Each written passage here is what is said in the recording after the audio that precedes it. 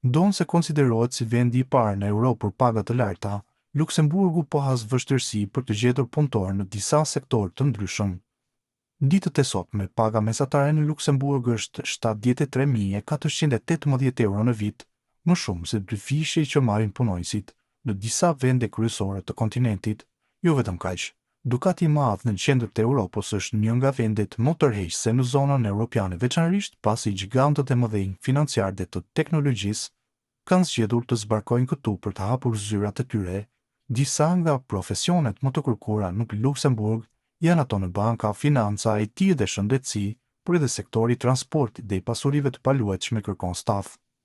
Në portalin Europian EURES mund të gjeni mbi 2800 njoftime punësimi, madje edhe nga ato pa një diplomë specifike.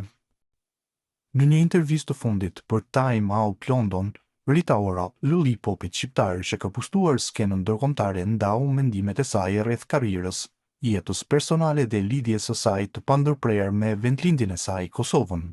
Rita Ora ka bërë një rrugë të gjatë që nga fëmijëria e saj në Londër, ku ajo dhe familja e saj u larguan nga lufta në Kosovë për të kërkuar një jetë më të mirë. Ajo kujton me nostalgji momentet e fëmijërisë, sidomos ato me prindrit e saj, të cilët u përballën me sfida të mëdha për të përshtatur në një vend të ri.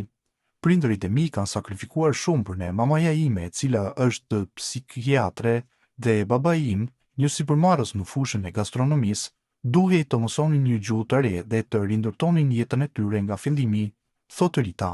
Mamaja është shumë kosovare, me theksin e saj me ushqimin, unë gjithmonë jam rreth saj. Pavarësisht suksesit të saj të madh në botë, Rita nuk e ka harruar kurrë prejardhjen e saj. Ajo është kthyer shpesh në Kosovë për të mbështetur projektet humanitare.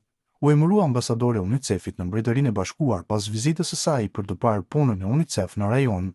Unë nuk e di çka ka uji në Kosovë, por jam shumë krenare për të gjithë hyjet e mrekullueshme të popit që kanë dalë nga Kosova, thot ajo.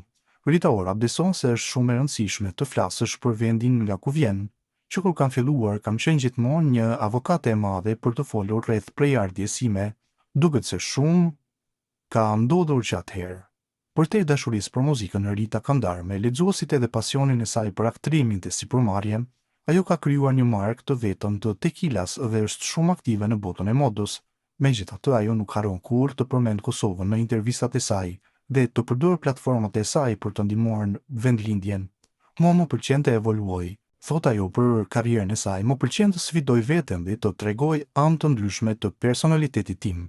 Me një përkushtim të tillë dhe dashuri për vendlindjen, Rita Ora mbetet një shembull i shkëlqyer si për të rinj shqiptar ashtu edhe për ata të tjerë në mbar botën.